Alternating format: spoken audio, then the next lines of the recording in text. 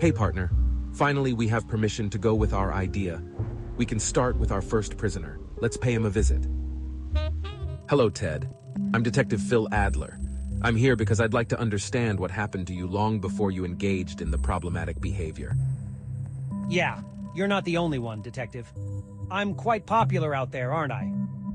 I happen to believe that certain events in your life triggered deviance in you. Would you help me connect the dots?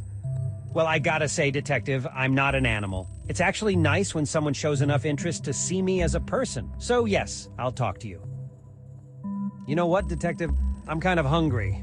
Mind if we eat something before we get down the memory lane? I'm thinking pizza. I haven't eaten one since my last escape, and who knows when the next one will happen. Very funny, Ted. All right, let's get you a pizza. Heads up, partner. This is the list of items we need to find. This item is on the list. If you need help, check the bottom right corner. You're doing great, partner. Let's find the rest of the items.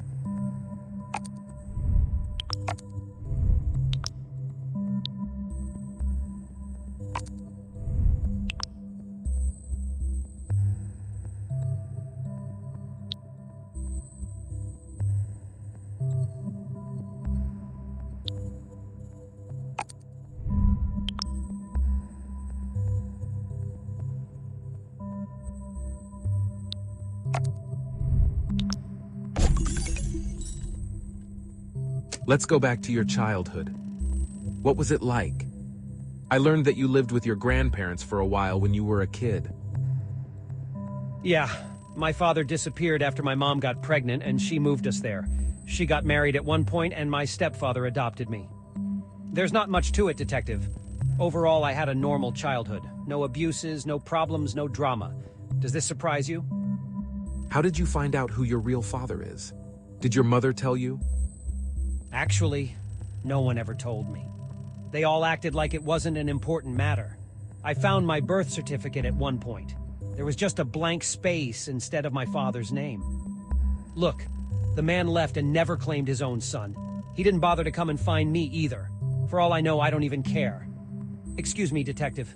Can we stop now? This was interesting. Let's draw some conclusions now.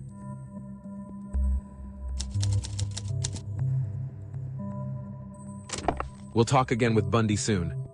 Now let's visit this nice fellow. Greetings, Jeffrey. My name is Phil Adler. I'm a detective and have a very special interest in your case. I've read your file, and now I would like you to answer some questions. Sure, what do you want to know? I know you've been asked these questions many times, but I'm trying something new.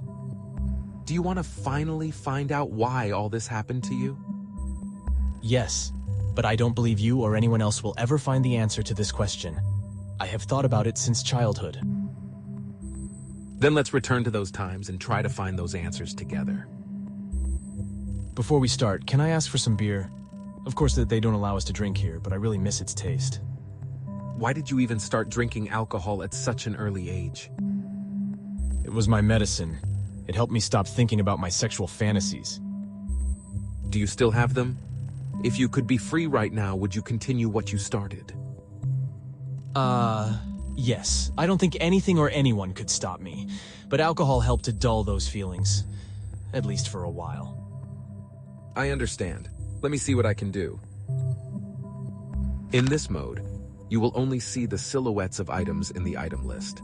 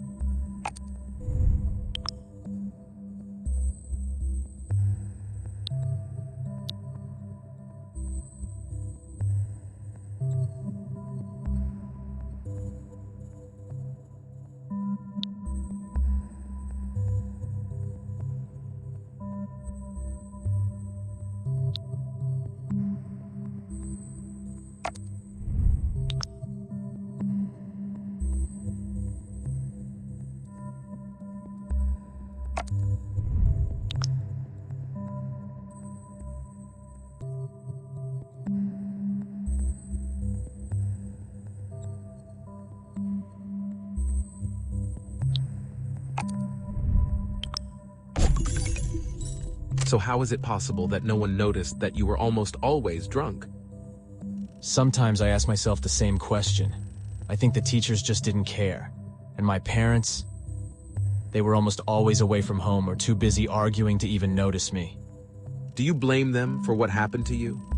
Maybe you think that if they knew what you were going through, they would try to help you? No, the person to blame is sitting right across from you. That's the only person. But didn't you want help? Why didn't you tell your family about your thoughts? My thoughts were about murder. Who do you talk to about that?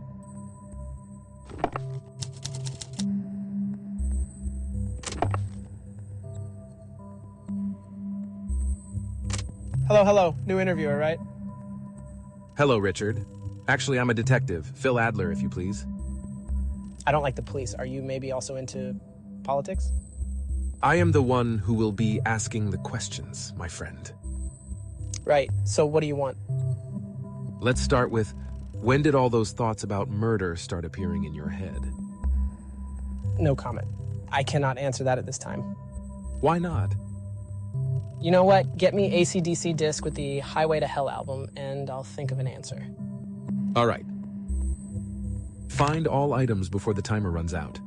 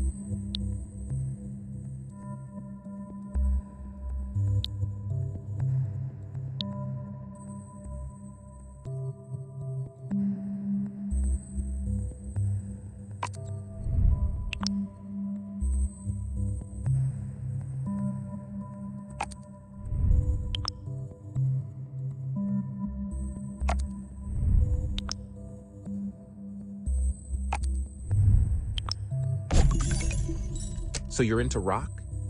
Yeah, I specifically like the song Night Prowler. I was often listening to it while stalking new victims.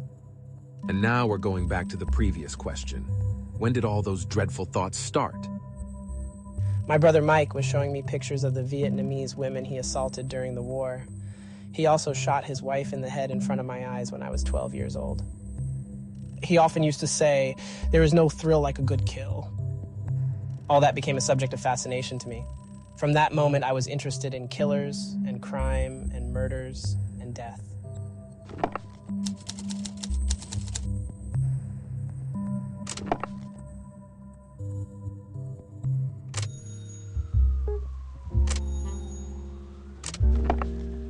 Hello again, Ted. Ready for our next interview? You're all set? Hello, Phil. Yes, I'm ready. Before we start, they put away my notebooks during the last transfer. Can I have them back? I need to prepare my defense. Sure, Ted. I'll bring the notebooks back to you. Brush turns items into images.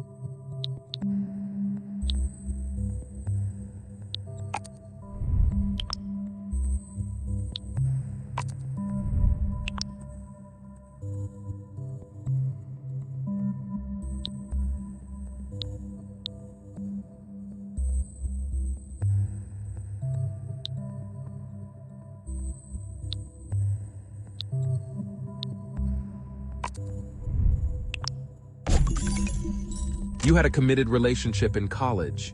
Stephanie, right? Sure, that girl was something else. How is your love life going, Detective? I learned that she broke up with you at one point. It set you off track, you got back to college, earned a degree, and found a job. Did you feel inadequate, Ted? Did I feel inadequate? If I was inadequate, Phil, would I get back with her again? She loved me, and I left her at the end. I believe something set you off after she left. All your murders started after that. All of your victims were college girls, and they all looked like Stephanie.